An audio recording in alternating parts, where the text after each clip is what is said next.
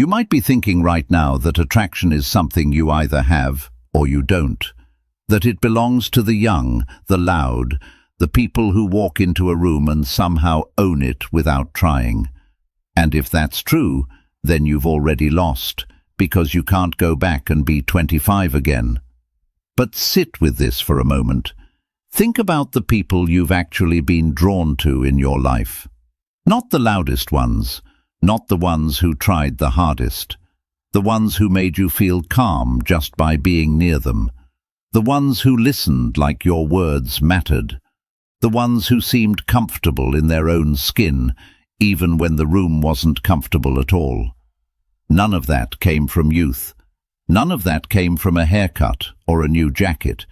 It came from something quieter, something built over years, sometimes without the person even realizing they were building it.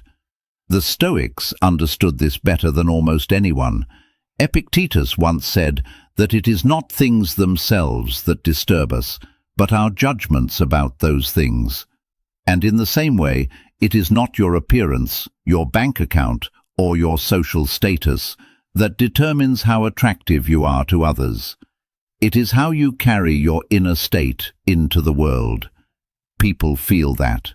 They sense it before a single word is spoken.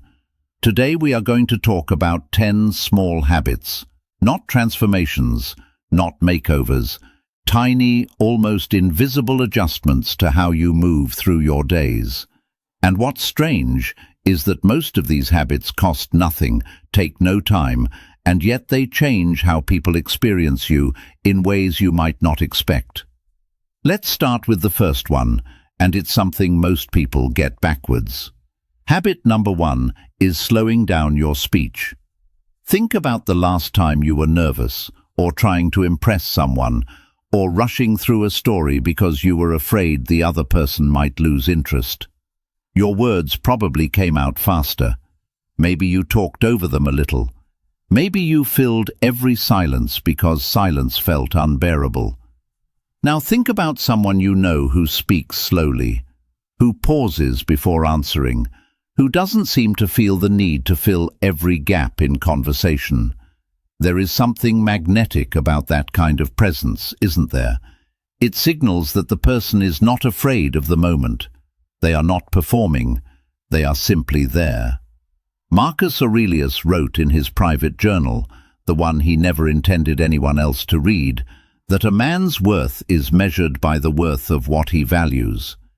If you value being heard over being right, if you value connection over performance, your speech naturally slows down. You stop rushing to prove something and start actually communicating. Here's a real example. Think of a man at a family gathering, maybe 60 years old, who used to be the one talking the most, telling the longest stories, trying to keep everyone entertained. Over the years, somewhere along the way, he started talking less and listening more. And what happened? People started seeking him out. Not because he became more interesting in the traditional sense, but because being around him felt different, easier. People felt like they had room to exist without being overshadowed. That is attraction. Not the kind from movies, the kind that makes people want to stay in the room with you. Habit number 2 is making real eye contact, the kind that doesn't dart away after a second. Most people, especially as they get older, have learned to glance and look away quickly, almost as if holding someone's gaze too long is rude or uncomfortable. But think about what it communicates when someone looks at you steadily, without anxiety, while you're speaking. It tells you that you have their full attention, that nothing else in that moment matters more than this conversation. Seneca wrote to his friend Lucilius that we should treat our time as the most valuable thing we possess, because once it's spent, it never returns. When you give someone your full visual attention, you are essentially saying, in a language older than words, that your time and presence belong to them right now. People feel valued by that, even if they couldn't explain why. Picture a woman in her 50s at a dinner party. the kind of gathering where everyone is half distracted, checking phones, glancing around the room. She sits across from someone and simply looks at them while they talk. Doesn't interrupt, doesn't glance at her phone, just listens, eyes steady, present. People remember her afterward, even if she barely said a word herself. That presence becomes rare, and rare things become valuable. Habit number 3 is letting go of the need to be right. This one is harder than it sounds, because most of us were raised in environments where being right meant being respected, and being wrong meant losing status. But think about the people in your life who always need to have the last word, who can't let a small disagreement go, who turn every conversation into a debate they must win. Now think about someone who can simply say, "You might be right about that," and mean it. Not as a defeat, but as an act of generosity. Epictetus taught that some things are within our control and some things are not, and that wisdom lies in knowing the difference. Whether you win an argument about something trivial is rarely within your control in any meaningful sense, because winning often costs you the relationship's warmth. But your response, your willingness to release the need for victory, that is entirely yours to choose. Consider a husband and wife, both in their 60s, who have been together for decades. The ones who are still genuinely fond of each other, still enjoy each other's company, are usually not the ones who never disagree. They are the ones who learned, somewhere along the way, that being right matters far less than being kind. That habit alone, releasing the grip on being correct, makes a person feel safer to be around. And feeling safe is one of the most attractive things a human being can offer another. Habit number 4 is maintaining good posture, not for vanity, but because of what it represents internally. When you stand or sit with your spine straight, shoulders relaxed but not slouched, head level, you are physically embodying composure. And composure, more than any other single trait, signals inner stability. Marcus Aurelius reminded himself constantly that the soul becomes dyed with the color of its thoughts. In the same way, your body often becomes shaped by your inner state, but it also works in reverse. How you hold your body influences how you feel and how others perceive you. Think of an older man who walks into a room slightly hunched, eyes down, shoulders curled inward, as if apologizing for taking up space. Now think of another man, same age, who walks in upright, unhurried, taking his time to find a seat. Neither one has said a word, yet you already have a different impression of each. One seems burdened, the other seems grounded. People are drawn toward groundedness, especially as they get older themselves and crave stability in their own lives.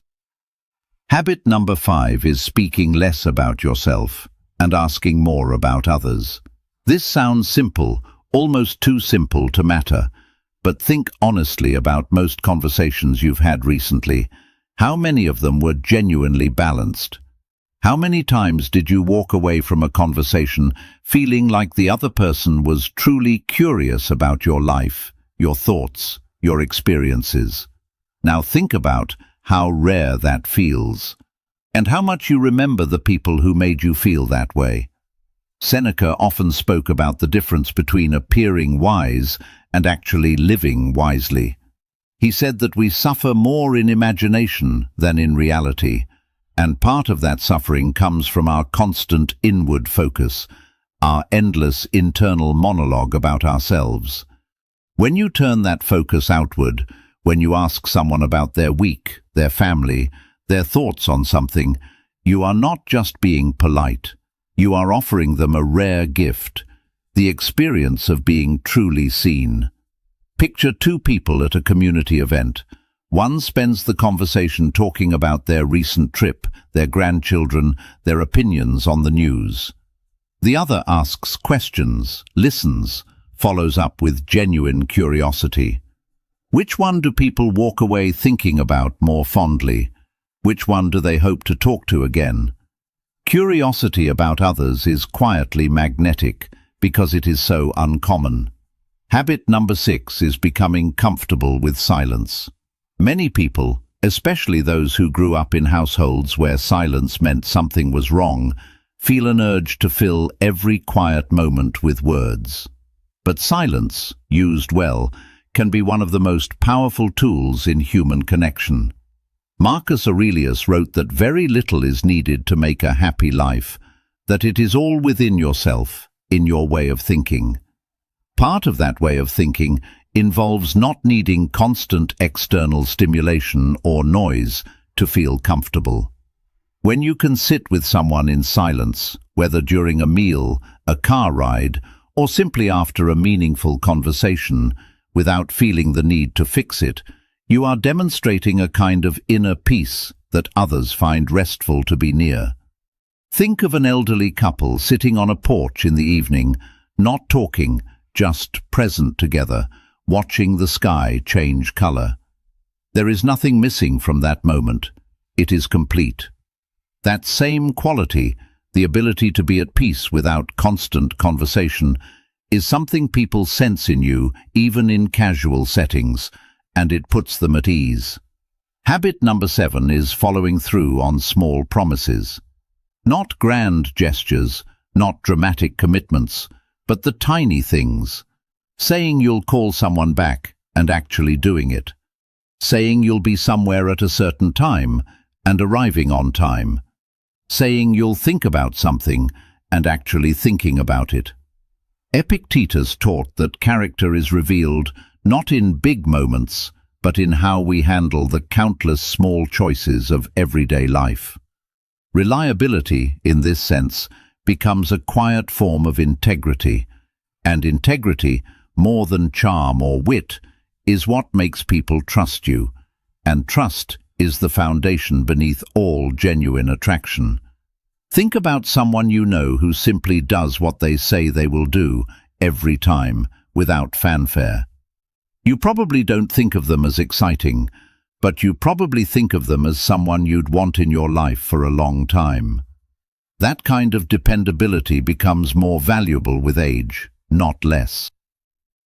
Habit number 8 is dressing with intention, not for trends, but for self-respect. This doesn't mean spending money on expensive clothes or chasing youthful styles that no longer fit who you are. It means taking a few extra minutes each morning to choose clothes that are clean, that fit well, that you feel comfortable in. It means caring for your appearance, not to impress others, but because you respect yourself enough to present yourself with care. Marcus Aurelius wrote that we should waste no more time arguing about what a good man should be, and instead simply be one. In the same way, the question isn't whether your clothes are fashionable. The question is whether the way you present yourself reflects the respect you have for your own life and your own time. Think of someone, maybe a neighbor or a relative, who always looks put together, not flashy, but neat. Pressed shirt, clean shoes, hair combed, even on an ordinary day running errands. There's something quietly reassuring about that. It suggests a person who takes their own existence seriously, who hasn't given up on themselves. People are drawn to that energy because it suggests stability and self-respect, two things that become more precious as we get older. Habit number 9 is expressing genuine gratitude out loud, regularly. Not generic thank yous said out of habit, but specific moments where you tell someone exactly what you appreciated and why. Thank you for listening to me earlier. It meant a lot. Thank you for remembering that detail about my week. Thank you for being patient with me today. Seneca wrote extensively about gratitude, saying that no one is more unhappy than the person who never reflects on what they already possess. Gratitude shifts your internal focus from scarcity to abundance, and people can feel that shift in you. When you express specific gratitude towards someone, you are also telling them they matter, that their actions had an effect on you. That makes people feel valued, and people are drawn toward those who make them feel valued. Think of an older friend who, instead of a generic thanks, says something like, "I really appreciated that you called me back so quickly. It made my day easier." That small specificity changes everything. It shows attention, it shows care, and it makes the other person want to continue being kind to you because their kindness was seen and acknowledged. Habit number 10, and perhaps the most important one, is accepting yourself as you are right now, without waiting for some future version of yourself to arrive before you start living fully. So many people, especially as they age, hold back. They think, once I lose weight, once I retire, once things settle down, then I'll really start engaging with life, with people, with new experiences. But Epictetus reminds us that we don't get to choose most of what happens to us, only how we respond to it. Waiting for some perfect future moment to start being present is itself a form of self-rejection, and people can sense that hesitation, that holding back, even if they can't name it.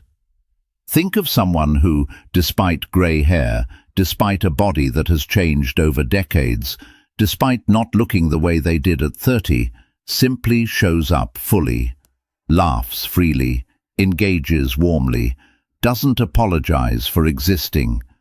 That person is magnetic, not despite their age, but because of how they inhabit it. All 10 of these habits share something in common. None of them require youth. None of them require money. None of them require changing who you fundamentally are. They simply require you to become more present, more grounded, more genuinely yourself. And here is something worth sitting with. Attraction, in the deepest sense, was never really about turning heads. It was about making people feel something when they're near you. Calm, seen, respected, at ease. Those feelings don't fade with age. If anything, they become rarer, and rarer things become more valuable. So here is your practice for today.